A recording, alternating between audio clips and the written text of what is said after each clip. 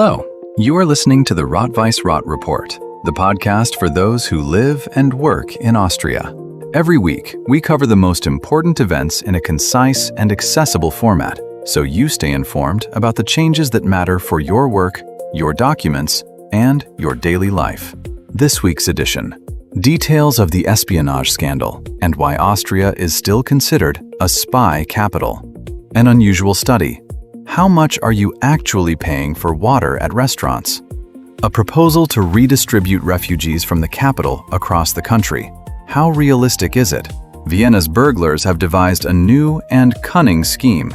How can you protect yourself? The Danube has run dangerously low due to drought, causing billions in agricultural damage. All this and more in this week's edition. We begin with an espionage scandal. Last week, the Austrian Army's High Command circulated an internal warning to serving soldiers and reservists.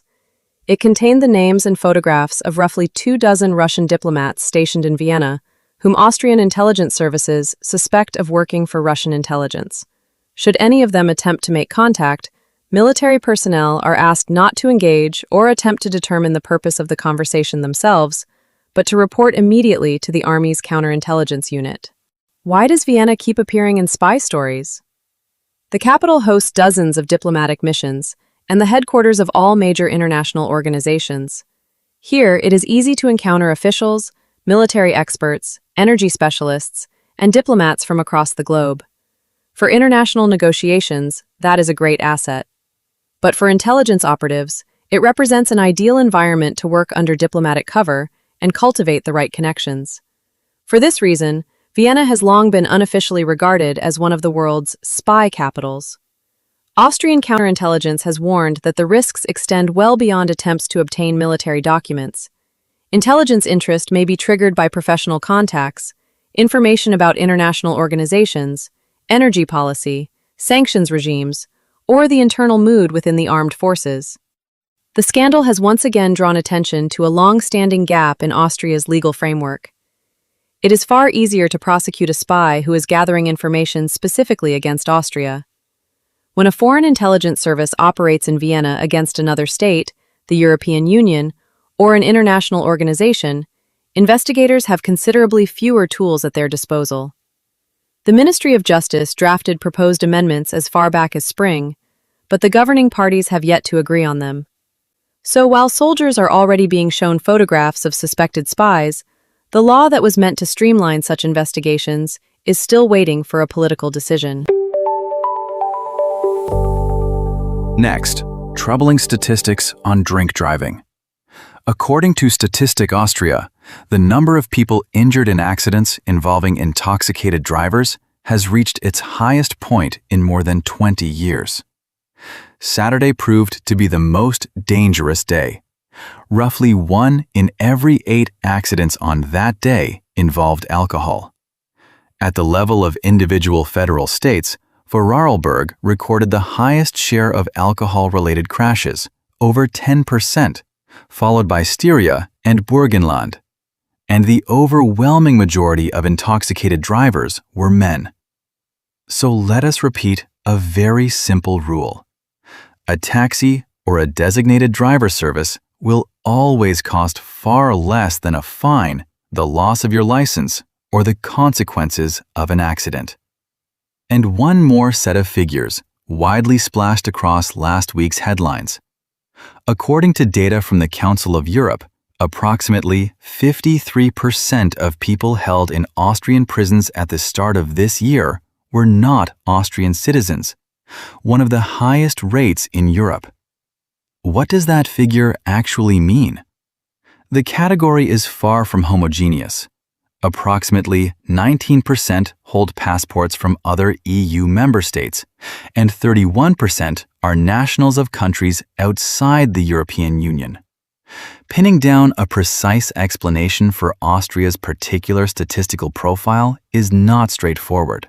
But one significant factor is the country's position astride major international transit routes. Its prisons hold individuals detained for cross-border offenses who have never actually lived here on a permanent basis. Despite the dramatic headlines you may well have encountered, Austria is not a capital of foreign crime. On the contrary, it consistently ranks among the safest countries in the European Union, and studies of this kind are conducted regularly. There is no sensation here. That concludes the main news of the week. We now turn to economic news that directly affects your wallet. After those weightier topics, let us turn to a story that is both everyday in nature and highly revealing. One that directly concerns the wallet of anyone who occasionally visits a Viennese cafe or restaurant. The Arbeiterkammer, Vienna's Chamber of Labor, conducted an unusual study, setting out to determine exactly how much the city's restaurants and cafes charge for a simple glass of tap water, known in German as Leitungswasser. The results were rather surprising. Inspectors visited 30 establishments of varying type and format, and in 23 of them, tap water came with a price tag, even when the customer had ordered a full meal, a coffee, or an expensive alcoholic drink. Only 3 venues provided water entirely free of charge, with no conditions attached. In a further 4 establishments, the policy depended on the size of the order. If you were having a main course, a glass would arrive as a complimentary gesture. If you requested water alone, it would be added to your bill. The range of prices is equally striking. For half a liter of plain tap water in a Viennese restaurant, customers are charged anywhere from 80 cents to €3.60. The average price for such a carafe worked out to just over €2. For a smaller 250 milliliter glass, prices ranged from 40 cents to €1.80. For context, 10 years ago, in 2014, the same half-liter cost on average around €1.40, meaning that charges for tap water have risen in step with general inflation and the broader increase in the cost of living. Of course, a sample of 30 venues does not constitute a comprehensive survey of Viennese dining. Nevertheless, it vividly illustrates the central point. The gap between free and nearly €4 for a glass of tap water is enormous. Restaurant owners justify this practice by pointing out that the customer is not paying for water as a resource, but for service. A waiter must take the order, pour the water into a clean glass, carry it to the table, then clear and wash the dishes. All of that represents staff time, cleaning costs, utility bills, high rents, and energy overheads. Surveys suggest, however, that what actually annoys most guests is not the charge itself, but the surprise. A few extra euros for a carafe that only appear on the final bill. From a legal standpoint in Austria, the practice is entirely lawful. Restaurants are fully entitled to charge for Leitungswasser, as no law requires them to provide it free of charge. The sole mandatory condition is that the item must be clearly listed in the menu with a stated price, or the waiter must inform the guest of the cost before the order is placed. The Arbeiterkammer nevertheless calls on the hospitality industry to be more customer-oriented. When a guest is already ordering food or other drinks, serving basic water as a gesture of hospitality seems a reasonable minimum. For customers, the golden rule for now is simple. Before asking for water, take a moment to check the menu or ask the waiter directly whether this is a paid service. Another significant consumer story concerns revolutionary changes in the packaging sector, changes that every shopper in Austrian supermarkets and online stores will soon notice. A sweeping new European Union regulation on packaging and packaging waste is entering into force, with the central aim of drastically reducing mountains of single-use plastic, film, cardboard boxes, and coffee capsules. These rules will not, of course, transform shop shelves overnight. Businesses have been granted a transitional period. But manufacturers, retail chains, and logistics companies are already obliged to begin restructuring their production processes. Under the new standards, by 2030, all packaging on the EU market must be fully recyclable, A specific blow has been struck against excessive packaging in online retail. Parcels are now prohibited from shipping air. The empty space inside a box must not exceed 50% of its total volume. Additionally, single-use thin plastic for packaging fresh fruit and vegetables is being phased out in cases where the produce can be safely transported and sold without it. Cucumbers in cling film and bananas on plastic trays, for instance, are set to become a thing of the past. A further key provision concerns health and safety. The regulation strictly limits the use of toxic, so-called forever chemicals, PFAS, in any materials and paper that come into contact with food. A dedicated set of rules has been drawn up for coffee capsules and tea bags.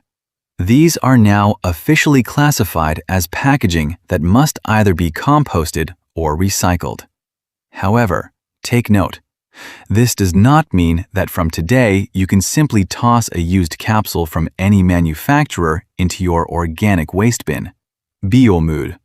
Materials vary from industrially compostable polymers to standard aluminium, and waste collection rules differ substantially from one federal state or municipality to the next. Always check the labeling on your coffee packaging and follow your local authorities' guidance. The overall outcome for European consumers will be a simpler and more transparent domestic routine, less unnecessary plastic waste at home, fewer toxic substances, and far clearer sorting rules. That concludes the week's main economic highlights. Next, we turn to changes in legislation, documentation requirements, and new rules for migrants. We begin with an initiative that has sparked lively debate in government corridors. The head of the Public Employment Service, Arbeitsmarktservice, Johannes Kopf, has proposed a fundamental reform of the integration system, with the aim of distributing recognized refugees more evenly across the country's federal states. At present, Austria faces a significant imbalance. More than 2/3 of all refugees registered with the Employment Service have settled in Vienna. The capital is overstretched, while many regions, Upper Austria and Tyrol among them, are experiencing a critical shortage of workers and young people for apprenticeship programs, the so-called Lehrstellen. Kopf is proposing to direct young people more actively towards areas where such training places are available. Beyond that, the head of the Employment Service has floated the idea of tying social assistance to a specific place of residence for an initial period of 2 years. The logic is straightforward. If someone has spent months in Vienna without finding work, while another region has a vacancy, a training place, and housing readily available, the Employment Service should help facilitate the move. Of approximately 40,000 refugees registered with the Employment Service, more than 25% are young people under 25. Kopf estimates that at least half of them could quickly acquire a sought-after qualification. Experts stress, however, that issuing a relocation order is not enough. Any new location must offer accessible housing, reliable public transport, language courses, and places in nurseries and schools. Without these, a person simply finds themselves cut off from Vienna, but no closer to real employment. The most important point to bear in mind right now is this. This is a proposal from the head of the Employment Service only. There is no law mandating forced relocation, and no one today is obliged to leave the capital. Individuals with recognized refugee status have the full legal right to choose where they live, and any restrictions would require separate legislation, dedicated funding, and complex political negotiations. Meanwhile, the Austrian financial police, acting in coordination with the tax authorities, have intensified raids targeting shell companies and fraudulent enterprises, while the Ministry of Finance maintains a publicly accessible register of businesses officially declared fictitious by a court. Such schemes are most commonly found in construction, renovation work, cleaning services, transport, and courier companies, sectors where orders pass through long chains of subcontractors. For an employee, the trap is that everything initially appears entirely legitimate. There is an official company address. You are promised a contract, and sometimes you even receive a professionally formatted payslip. Then the problems begin. Wages are delayed. You are asked to return part of your money in cash. Contributions to health and pension insurance go unpaid. And the director and the phone number suddenly vanish. In some cases, a person's identity documents are used, without their knowledge, to register a new shell company. For this reason, never start work without a signed employment contract, and keep a meticulous record of every day worked. Retain timesheets, correspondence with management, and even photographs taken at the job site. Always check through your Österreichische Gesundheitskasse online account whether you have in fact been registered for insurance and for how many hours. If your wages fail to arrive on time, or if you are asked to return part of your earnings in cash, contact the Arbeiterkammer or your trade union without delay. Proving a violation is considerably easier while the company still exists and has not yet vanished entirely. You can also verify a company in advance on the Ministry of Finance website. If its name already appears on the list of fictitious firms, or if the legal entity in the contract keeps changing, treat this as a serious warning sign.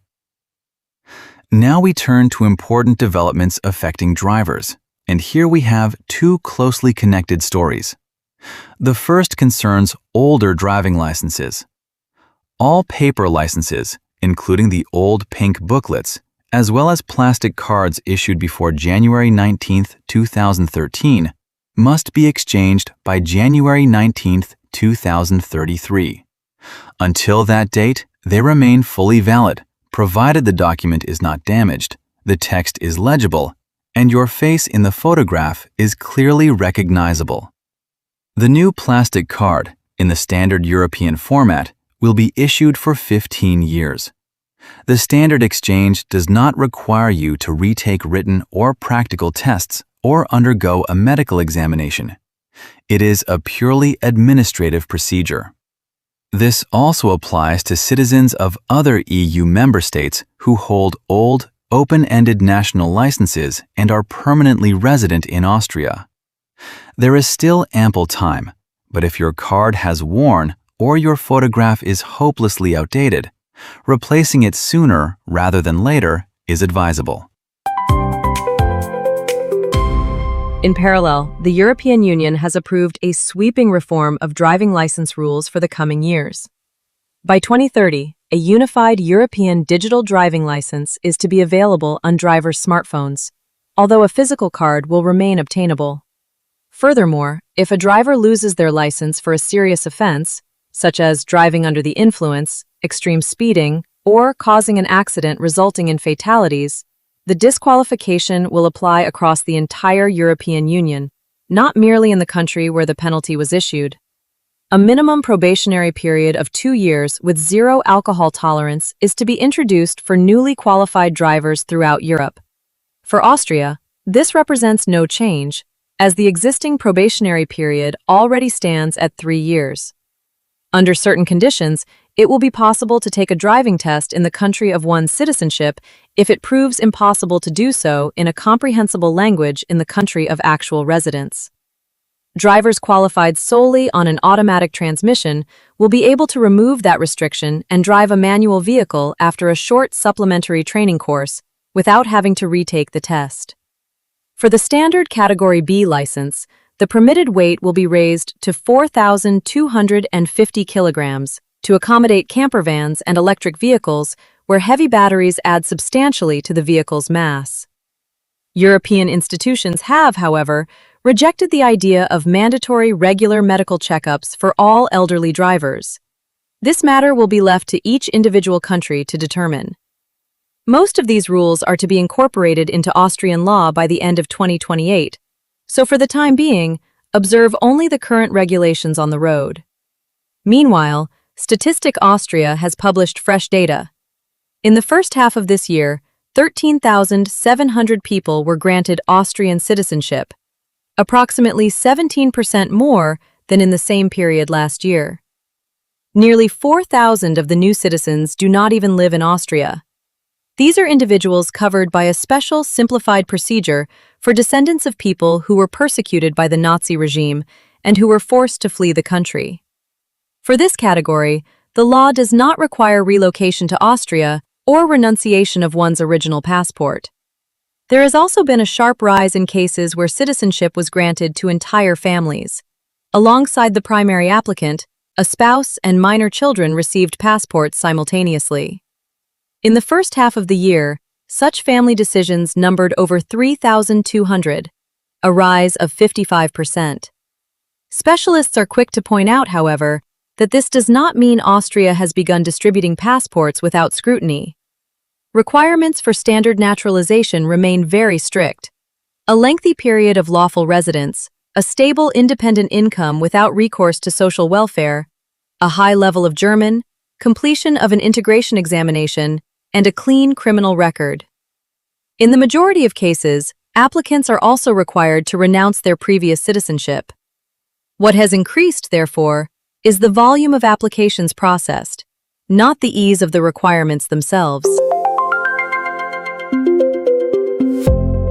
To close this section, a compelling figure that illustrates just how far the concept of the average Austrian can diverge from reality. According to a recent report by the bank UBS, the average net wealth of one adult in Austria stands at approximately 243,000 euros. The median figure, however, the amount that divides the entire adult population precisely in half, stands at only around 62,000 euros. This is not about salaries or the balance on a bank card. Wealth here encompasses all assets, owner-occupied apartments, houses, land, savings, and securities, minus all debts and loans. The gap between the mean and the median arises because a small number of multimillionaires artificially inflate the overall average with their vast fortunes. The median offers a far more accurate picture of everyday reality. Exactly half of the country's adult residents hold assets worth less than 62,000 euros, and the other half hold more. So, if you do not have 240,000 in the bank, do not be discouraged. The statistics work like this. When one neighbor on your street owns 3 luxury villas, while 9 others are paying off mortgages on modest homes, the average suggests the entire neighborhood is a community of the wealthy. We move now to the capital's news, where last week's central urban concern presented itself in an unexpectedly quiet way. The Danube has fallen noticeably low. Following a prolonged and extreme heat wave and an absence of rainfall, large passenger vessels can no longer safely navigate certain stretches of the river along their usual routes. Some cruises are now being terminated early in Vienna, even though the ships were bound further east, and certain services between Vienna and Bratislava have been cancelled entirely. The Danube itself has not been officially closed. The problem is purely physical. A fully loaded passenger vessel sits deep in the water. When there is too little depth beneath the keel, a captain simply has no right to put passengers and the ship at risk. In such cases, tourists are transferred to coaches, excursion itineraries are shortened, or vessels wait in deeper sections of the river. For freight transport, the low water levels spell enormous financial losses. Barges cannot be loaded to full capacity with grain, fuel, or industrial raw materials. Delivering the same volume of goods requires far more sailings, and a portion of cargo must be urgently shifted onto rail and road. This means additional costs, logistical delays, and yet more lorries on Austria's Autobahnen. The problem is not confined to Vienna alone. The Danube connects trading ports from southern Germany to the Black Sea, meaning that a shallow section in one place paralyzes the entire transport corridor. The river's ecosystem is suffering too. Shallower water heats up far more rapidly in the sun, and oxygen levels drop, critically dangerous for fish. For Vienna's residents, This does not, of course, mean the tap will run dry tomorrow. The city's water supply, fortunately, draws on pristine water from alpine springs. But for shipping, commerce, and the river's own ecology, every centimeter of the Danube's water level is, right now, worth its weight in gold. And now, an urgent warning from the Vienna criminal police. Burglars have devised a new and cunning method of checking whether residents are at home. Criminals leave an almost invisible piece of adhesive thread tucked between the door and its frame at the bottom. If the thread remains intact after a few days, it becomes clear that the door has not been opened, and the household has in all likelihood gone on holiday. The perpetrators then inject concentrated nitric acid into the keyhole. The chemical rapidly corrodes the internal locking mechanism, and the intruders enter unimpeded. Law enforcement authorities link this wave of break-ins to an international criminal group operating across multiple countries. In Vienna, approximately 24 such burglaries have been investigated since the start of the year. They have occurred most frequently in the 2nd, 3rd, 4th, 10th, 16th, and 22nd districts, with the thieves taking primarily cash, gold, and jewelry. If you happen to notice a thin thread, a drop of adhesive, unusual staining, or traces of an unidentified liquid near your door, on no account touch them with your bare hands. Nitric acid is extremely toxic and causes severe chemical burns on immediate contact. Step away from the door at once and call the police. If you can see spilled liquid, also call the fire service. And the most important advice before any holiday: ask friends or neighbors to collect your post and check on your flat from time to time. That makes it considerably harder for criminals to establish that no one is home. Another Viennese story concerns the youth correctional facility in Simmering. Residents of the surrounding apartment buildings are complaining of persistent shouting, threats, nighttime noise, and regular police callouts. The most serious problems are being reported near Munichplatz and on adjacent streets in Kaiser-Ebersdorf. According to neighbors, the situation has deteriorated noticeably since the facility became overcrowded. The establishment holds young men aged between 14 and 18 and has a capacity of approximately 72 places. Reports from earlier in the spring indicated that the number of detainees had exceeded the limit, with a shortage of staff and supervisors. Local residents describe not only noise from within the facility itself, but also conflicts and altercations in the immediate vicinity, particularly during visits from the relatives and friends of the young detainees. At the same time, police caution against drawing hasty conclusions. Other social and youth services also operate in this part of the city, and not every incident can be directly linked to the correctional facility. Claims that the prison is terrorizing the entire neighborhood somewhat overstate the actual situation. The facility's management, the district authorities, and the police have now agreed on stepped-up patrols and a rapid information-sharing mechanism. Residents are encouraged not merely to express their frustration on social media, but to document specific incidents of fights or property damage and contact law enforcement promptly. The immediate priority is to add further security and social work positions, with the aim of restoring calm to the streets around the facility. And to close the Vienna section, the real estate market in the capital. According to fresh data from the platform ImmoScout24, in the first half of this year, the median asking price per square meter for apartment listings in Vienna stood at approximately €6,730. This means that for a typical two-room apartment of 70 square meters, sellers are asking roughly €471,000, 2% higher than last year. For private houses within the city limits, the average asking price holds at around €6,600 per square meter, placing a house of 130 square meters at approximately €860,000. Bear in mind, however, that these are figures from online listings, not the final sums appearing in notarized contracts.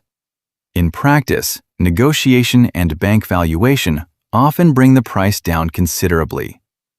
When choosing a home in Vienna, never look at the price per square meter alone.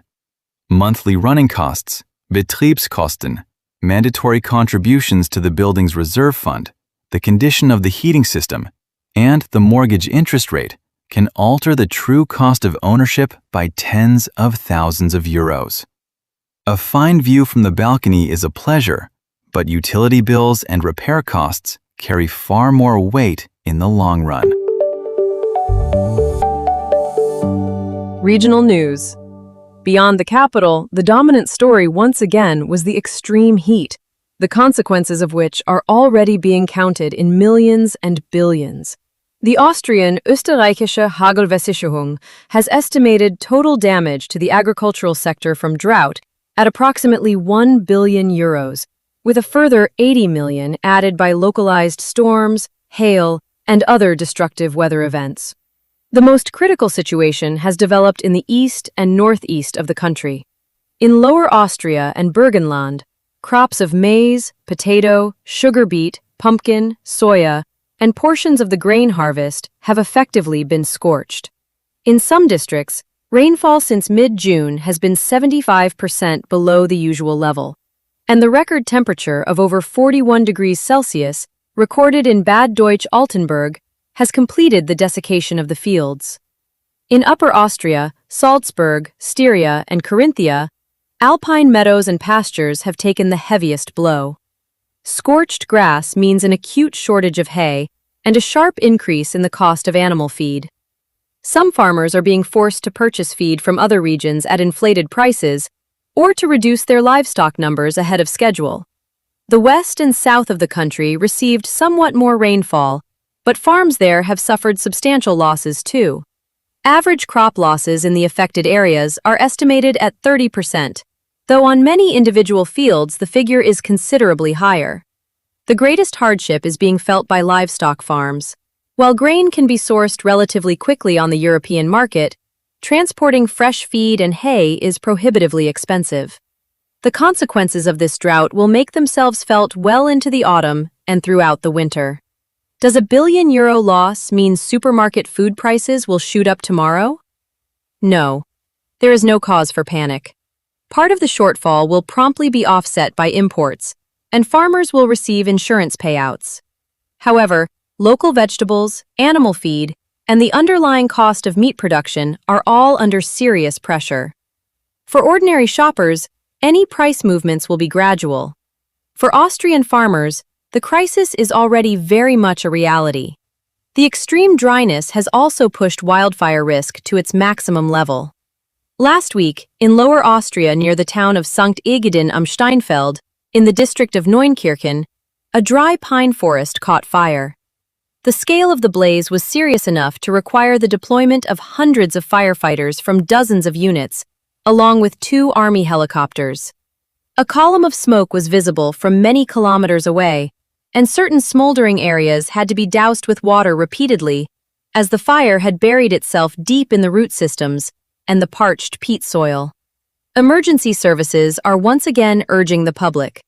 In conditions like these, even the smallest oversight can lead to a catastrophic tragedy. A discarded cigarette end, a spark from a barbecue, or even a vehicle's hot exhaust pipe resting on dry grass. Please exercise the utmost caution.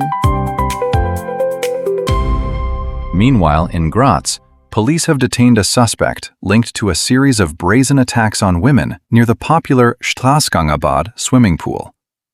Within the space of a few days, 3 victims came forward to report sexual harassment and physical assault along the paths surrounding the recreational area. Acting on detailed descriptions provided by the women, police quickly identified a lead and detained a 36-year-old suspect.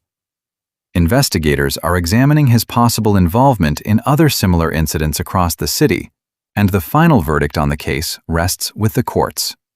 Law enforcement authorities believe the number of victims may be higher, and are urging anyone who experienced similar incidents to come forward and contact the police, even if some time has passed.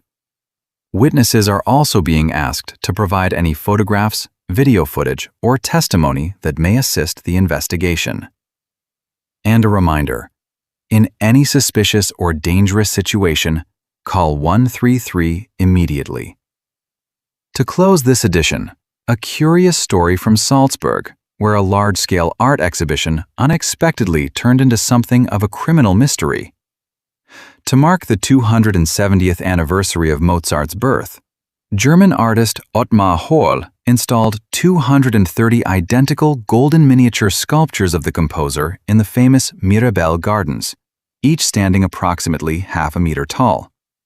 A total of 320 such figures were placed at various locations across the city.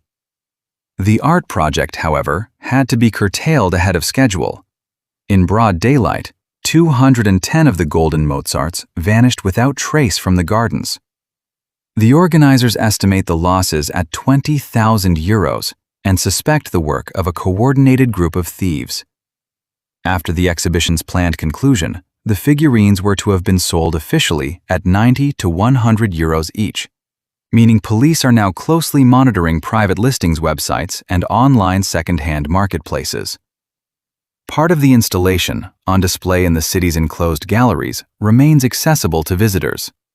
As for the Mirabell Gardens, they have set a rather dubious record.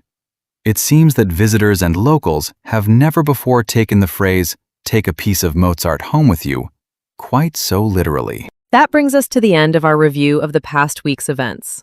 We will continue to keep you informed about the developments that matter most. Subscribe to the weekly podcast Rot-Weiss-Rot Report, the podcast for those who live and work in Austria. You can find us on Apple Podcasts, YouTube, and Spotify. That's all from us. Until next week.